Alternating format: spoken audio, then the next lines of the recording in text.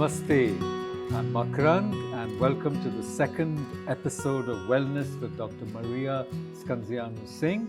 So, Dr. Maria, what made you create this beautiful center? Because I don't think there's anything quite like this in this area. That I could spend hours talking about, but I'll be brief.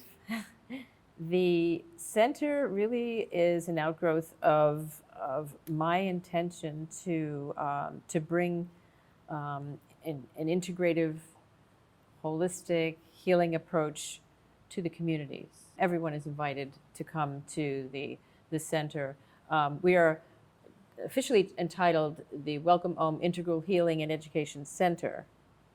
So, and I have my little section called Integrative Healing at Om. And it was really a frustration, out of frustration that I wanted this, because I felt that in a conventional office, which I started with my husband, we began a practice, I realized that I really couldn't do all that I wanted to do in that setting, and that setting with managed care and regulations and rules that were made by the Centers for Medicaid and Medicare Services. They, kind of dictate to doctors who are conventionally trained, i.e. medical doctors and doctors of osteopathy. They're dictating, these are the rules that you have to follow. And these are the type of treatments that you will use. And they have no real touching into the other modalities which are involved in the alternative world. So alternatives means using other means, i.e. using energy medicine, Reiki, using reflexology, using acupuncture, acupressure, using Ayurvedic, traditional Chinese medicine forms. This is all in the realm of being kind to the body, no violation of the body via some knife or some cyber knife or some irradiating force of tremendous power, or a drug that has multiple negative effects on the body. Going back to the alternative medicine, we can put the person out of pain using these other means. And I knew that that's what was deficient in the conventional sense. So I wanted there to be that other way available, the option or options for the customer, the client, the patient, to see it, or, and once they knew and know, they could then make their choice and we could then provide. Or if they really didn't know what to do, but they just said, look, my life is in your hands, which I don't particularly like when people say that, doc, you've got my life in your hands. That's a big task, and it's a big responsibility. But if I have you in my hands, I would rather use my hands in a gentle way as opposed to writing a prescription for a drug or even cutting through the body. So we have acute and we have chronic and something kind of in between.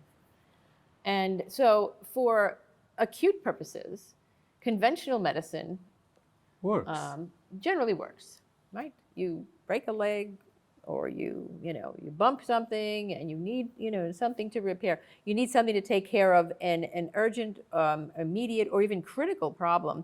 You'll need something that is going to work pretty effectively fast, because your life can be on the line. Now, that's not to say that you can't use an alternative method, but again, alternative methods are gentle. They're not, it's not like, coming out into a MASH scene, with all kinds of this and that and equipment. They're not as interventionist, perhaps. Yeah, so it's different. It's a different thing. So for acute, conventional generally has its place, but thereafter it doesn't really work very well because of all the consequences of the medications and the other things that are done which can cause a lot of negative effects, but not always. Okay, I'm not going to generalize.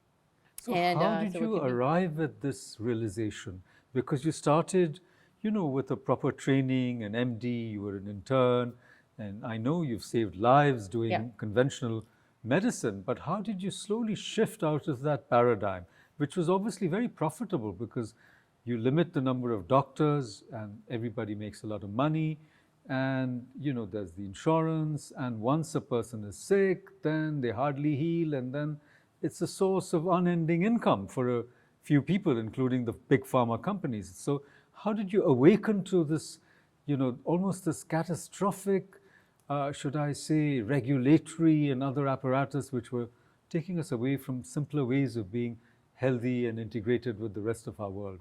What was your journey like? It started out with me watching how my own mother was being treated for a condition, a neurological condition that which now I know can be taken to near cure, if not cure. And back in the day when this diagnosis was given to her, which I mentioned in my book, Be Consciously Healthy, I see that she was kind of in an awkward time and place to have this diagnosis. If her diagnosis was made now, Makarand, we can approach this differently, and perhaps my mother would have been cured. So this was my frustration. I was a little girl. My mother was diagnosed with a neurological condition, and really the only thing they would offer her were steroids, and then eventually another very, very toxic medication, which she did not do well with. And then it was just a matter of here's some physical therapy, and that's pretty much where it ended. They kind of just gave up and said, this is it. They really gave up on her, and here I was, a child, an adolescent, a teenager, now wanting to get moving with my own little life, and watching that the medical profession had failed her. Plain and simple. And I was searching, I know that there's something else. There must be something else, because I was not taught as a kid that there really is something else, but I had been seeking. I was a seeker. I started looking, and I sought, and I found different sources of other modalities, other things that people were doing for health, wellness. And then I attended something in New York City, where I come from. I attended a macrobiotic session. It was a meeting at a Macrobiotic Society of New York, and I was intrigued. Now, I was probably about 20 at this point, and my mother continued on with her condition, and it was chronic, and she was just getting worse. And then I was looking into what macrobiotics meant. To me, it was this new world that I didn't know anything about. And once I turned the pages and listened to these people speak, I knew that I needed to go and explore this further. And from that, I kept going. And so the teachings of this concept, macrobiotics, means living life to its fullest. It's what it really literally translated to. Living life to its completeness and fullest. And the only way you can do that is if you are balanced and healthy, living in a world that makes sense, eating foods that are pure, and conditioning the body, and meditating and so forth. So I started looking and seeking, and then I said, wow. Now, at that point, I was not in medical school. I was a respiratory therapist. And then I knew, having a mother that I had to take care of, that I would not be able to go to medical school right away. I would have to put that on hold. So I entered into an allied health profession, which we called respiratory therapy. And there I was able to school not too far from mother, And I went to a college. I went to a college that offered, bachelor's degree. I got my bachelor's and in science and respiratory therapy specialization. And I was able to commute to back and forth and make sure I was near mother. But my goal was to do more teaching and to be heard, because as I was doing that, I was learning about these alternatives, these other things. The macrobiotics opened my mind. And so I saw that there was herbal medicine, that there was traditional Chinese medicine, there was Ayurvedic medicine, there was all of this other stuff. And it was really remarkable to me. And I said, I have to go there and I have to touch it. But how should I start? I wanted to first be able to have a degree in medicine, learn about medicine, which I was kind of, having conflict with, but I had to learn, see what was going on in there. And I took that and I realized all of its gaping holes, all the deficiencies in that education. The medical education did not teach me, or was not about to teach me, about all these other things that I was learning about on the outside of it. So I was self-teaching about alternatives at the same time that I was going into medical school. And it was just like these two worlds I was going to somehow merge together at some point. But, medical school is very time consuming. You have to be studying until your head falls off, literally, and then, and trying to cope with that. And it was just a lot at that time. And I couldn't go to a naturopathic school at that time. I could only do one thing, and I was also, trying to still care for mother, still take care of other business. It was not easy. It was not an easy thing. So there came a point, and that is when I met my husband in training. We were both residents in training in New York. At that point, I was already in my head saying, I'm going to do this.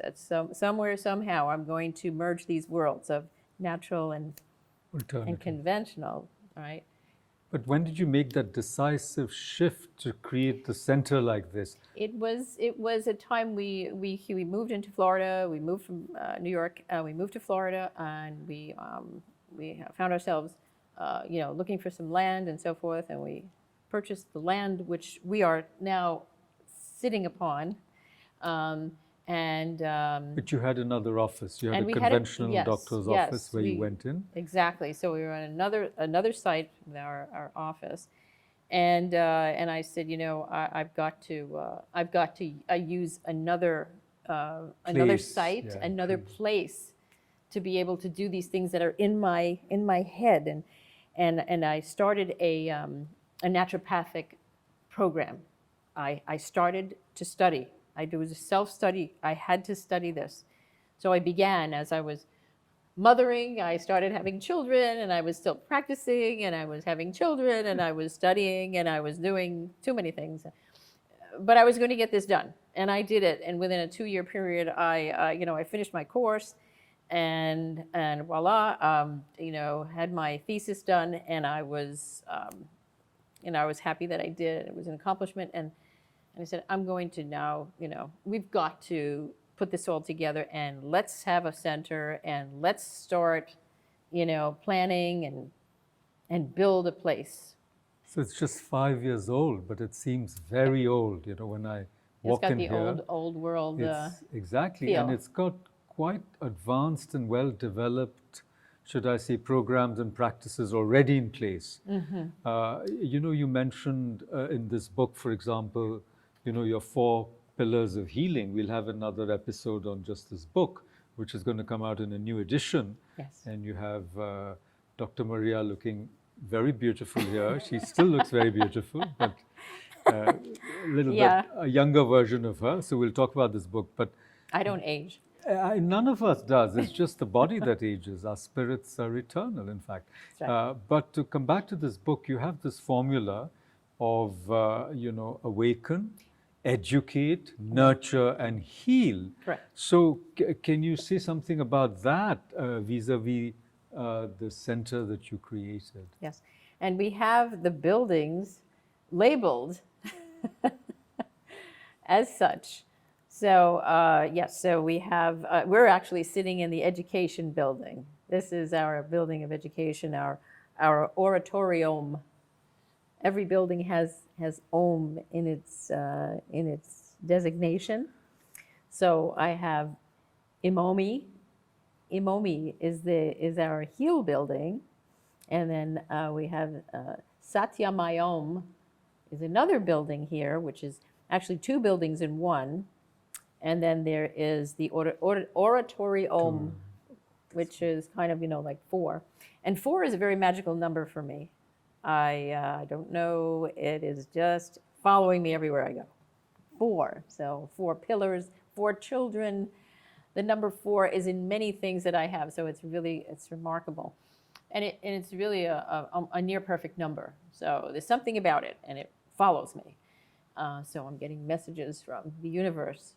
But these buildings were constructed and put in place with those pillars in mind. So perhaps in the future we can have an episode on each of these 4 things, but we are sort of running out of time for this one. Okay. So I just wanted to pick up this book, and you mentioned that you got interested in macrobiotics.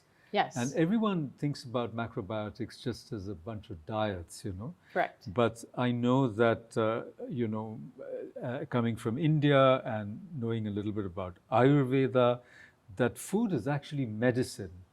And Correct. when I read this book, it's a wonderful book. It has recipes. It has the philosophy of nutrition in it. It integrates naturopathy and body types. So can you tell us a little bit about your own, journey as a chef, as somebody who's designing diets which will add to health and wellness, and then we can continue some of these topics in our future episodes. But just a brief intro to this lovely book. This book, again, it follows a core principle of nutrition in the attainment of, the desire to be in health, right? So the word conscious just keeps coming back, and I said, I'm just going to keep it going so that I can send the message into everybody's home here. I need to send this message because without this consciousness, it doesn't make any sense. It doesn't make, there's no, rhyme or reason. So for me, with the tagline being healthy cooking and lifestyle recipes. I saw that, yes. RECI, peace, P-E-A-C. Again, it's in bringing in, integrating the elements of air and water and fire and earth, which includes metal and minerals, bringing that in and having people understand what they're doing when they pick up a beet or an onion or an apple or a leaf. What do they mean? Are they consisting of just a bunch of little molecules together? What does this food actually mean? Is it packed with just a lot of fiber, or is there more to it? What else is there? And so I try to bring these elements, literally the elements, to mind, so that people kind of understand what they are putting together, what they're picking or buying and preparing, and then what that translates to once it goes in, because food is energy. We are energy. We're putting energy into energy to make more energy. Kind of interesting, that we're eating our environment. We are the environment. So it's the question comes, well, why are we even here? That is the question, See, of the course. Upanishads say that everything is food. We are also food. We are food. When we Exactly. go into the soil, when we are dead, we Exactly. get eaten up. But unfortunately, we are out of time. I just wanted to say that the word conscious is so important because nowadays when we eat, we are not conscious. We are watching television. Correct. We've got our phones on. And Correct. it's so sad. Someone's prepared the food with so much love. Someone has grown it with so much effort. Correct. And when we eat it, we have no consciousness of the gift that we are receiving. That is exactly right. That sort of everything ties back to this word, consciousness. And next time, remember that your P's are also conscious and may lead you to peace. Exactly. And the way we interpret the title, Yes. you can kind of look at it different ways, right? The Yes. conscious eat, and which in one way, you're saying that the people or the humans who are in the right mind are eating, are really eating. And then there's the conscious eat, which is the food itself is conscious food. It's just, you can interpret it different ways. No, I completely agree. And the rest who are not conscious are being eaten. That's why I once said that consumption, that old disease, tuberculosis, Correct. was supposed to consume you from inside. And consumption of the modern kind, consumerism, is also consuming us. Exactly. We think we are consuming Exactly. all these products, but they actually are consuming us. So let's all be conscious. And I once again want to thank Maria ji for this beautiful gift. I'm very conscious and very grateful for this opportunity to have this dialogue with her. Till we meet next, be well. Namaste. Namaste. Thank you.